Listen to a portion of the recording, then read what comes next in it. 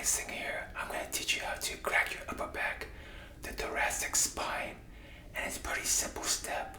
All you have to do is use your two hands against the wall and use the closest hand to your shoulder and push off.